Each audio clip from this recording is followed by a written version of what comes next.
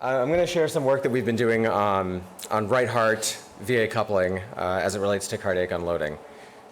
I have no disclosures.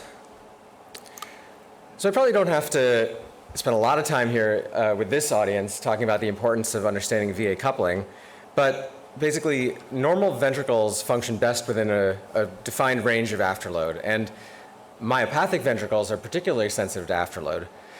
Many temporary mechanical circulatory support devices are also sensitive to afterload. And when the ventricle is matched with its afterload, we call that a state of being coupled. Restoring VA coupling improves myocardial energetics and may promote myocardial recovery. There's been a lot of attention paid on the effect of how mechanical circulatory support impacts ventricular energetics, but I think less attention has been paid on vascular responses.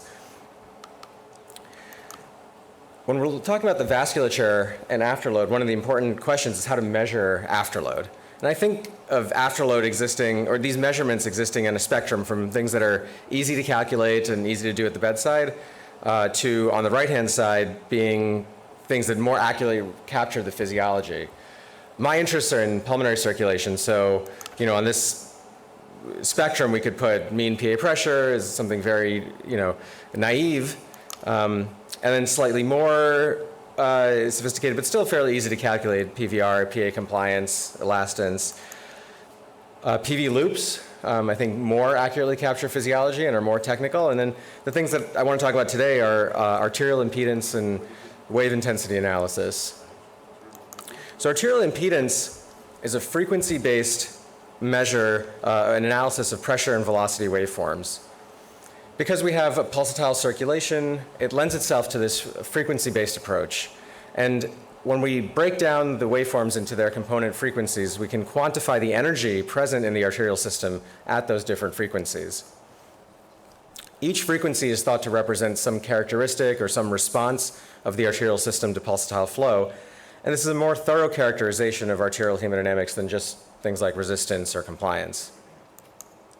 As a schematic, here's a arterial pressure waveform, and any periodic signal like this can be broken down into component sine waves. And because waves add together, as you keep adding these waves, you can reconstruct the original signal, but by understanding the energy and the amplitude of the individual waves inside that signal, you can generate some important insights. So here's an example of how we could do this in patients. So this is data that we've collected from one of the patients in a pilot study I'm going to talk to you about. And we have PA pressure from a PA catheter, flow from a Doppler echo. Using a Fourier transform, you can isolate the energy present in each frequency in these waveforms. And then just like resistance is the ratio of pressure and flow, impedance is the ratio of pressure and flow in this frequency space. And you generate a spectrum that looks like this. There's some features of this spectrum that are important. The value of the zeroth harmonic represents the ratio of pressure to flow in the absence of pulsatility, and that's analogous to resistance. And then the value that this waveform tends towards as you carry this out to infinity is the characteristic impedance. The characteristic impedance is governed by properties of the proximal vasculature and reflects something about the load experienced by the ventricle in the absence of wave reflections. And speaking of wave reflections, this comes out of the idea that when the ventricle contracts, it generates and relaxes, it generates waves that transmit energy through the arterial tree.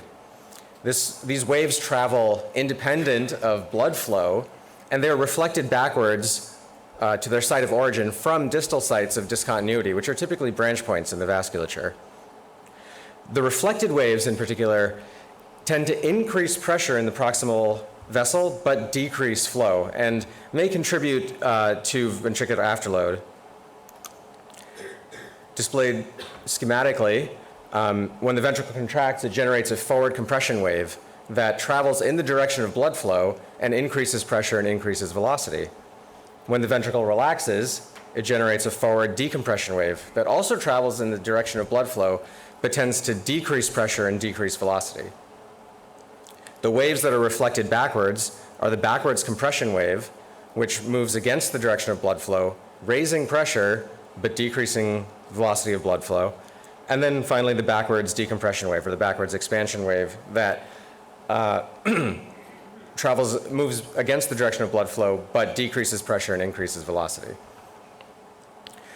So this is what one of these wave intensity analysis profiles looks like over one cardiac cycle. You can see the forward compression wave and the forward expansion wave expressed as a positive value, but the negative waves are the backward compression wave and the backward expansion wave. And the area under those curves represents the total intensity of those waves. Wave separation analysis in the coronary circulation underlies the instantaneous wave-free ratio. And this concept is closely related to pulse wave velocity, which has been studied in lots of cardiovascular disease states and correlates with arterial stiffening.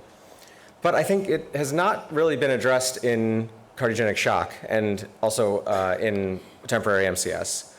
So the overarching hypothesis for the work that we're interested in is that impedance and wave separation analysis will characterize ventricular afterload better than conventional hemodynamic measures, and ultimately could be used to guide treatment among patients with cardiogenic shock.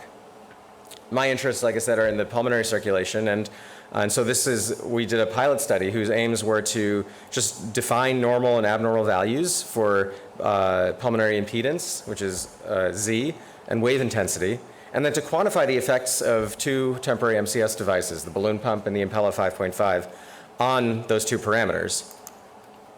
The way the study was set up, we had 10 control patients who were undergoing routine right heart cath, had normal hemodynamics, and then we had 18 patients in cardiogenic shock. Those patients, 8 of them got Impellas and 10 of them got balloon pumps. And the decision was driven by clinical indication. So it was not a randomized study, but rather just an observational one. And for the patients in shock, they had impedance and wave intensity analysis performed before and then 24 hours after MCS device implant. In the interest of time, I'm going to skip over some of the baseline cohort data, but the population was 100% heart failure shock with ejection fractions under 30%, a pretty characteristic population who were being evaluated for LVAD or heart transplant at our institution. Here are the cohort average impedance spectra for the control patients and the shock patients. Unsurprisingly, the shock patients had higher zeroth harmonic impedance, or higher pulmonary vascular resistance, which was evident from the hemodynamic assessments. But one new bit of data that came out of this was that characteristic impedance was also higher in patients with cardiogenic shock.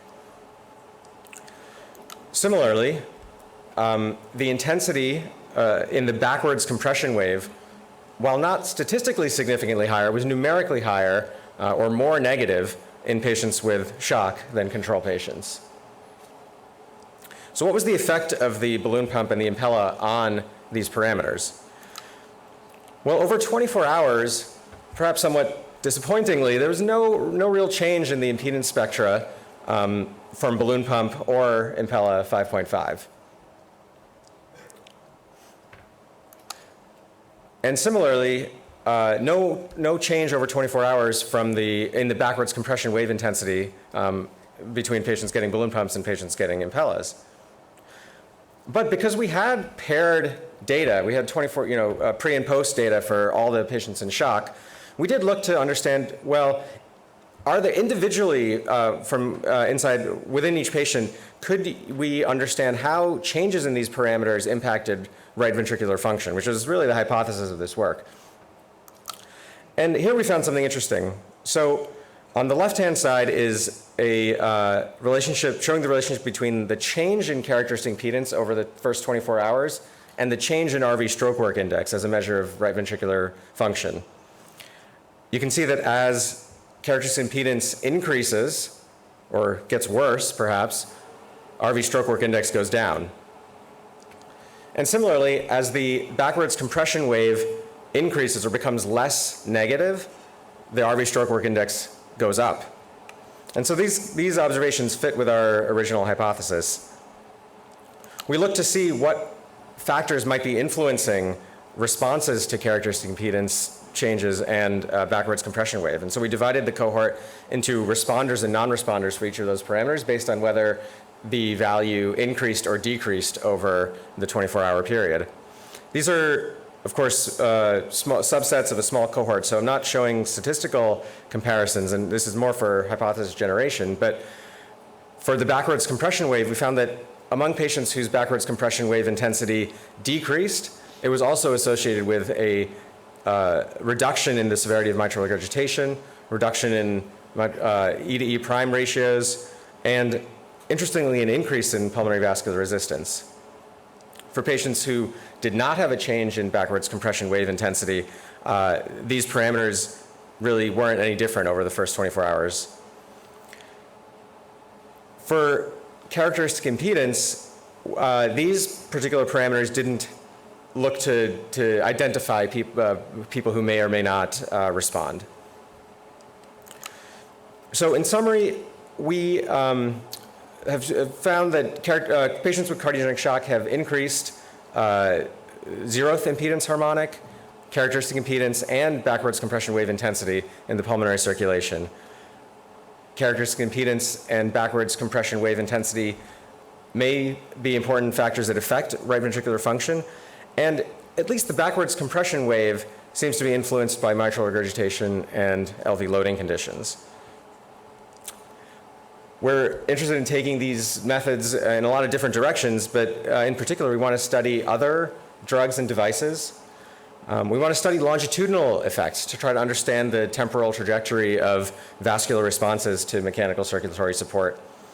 And then this data I've shown you is only in the pulmonary circulation, but there's an obvious natural extension to doing the same work in the arterial circulation, in the systemic arterial circulation, where we may even expect to see more pronounced effects from these pumps. So thanks for your attention. I'd like to acknowledge Dr. Kapoor and his lab, and in particular, Kay Everett, Sarah Hungerford, Laura Rail, who really helped with deriving some of these methods, the Tufts CTSI pilot program for funding this work, the Echo Lab and the Cath Lab for bearing with me while collecting all these data, and then my study coordinators who helped with data collection and patient enrollment.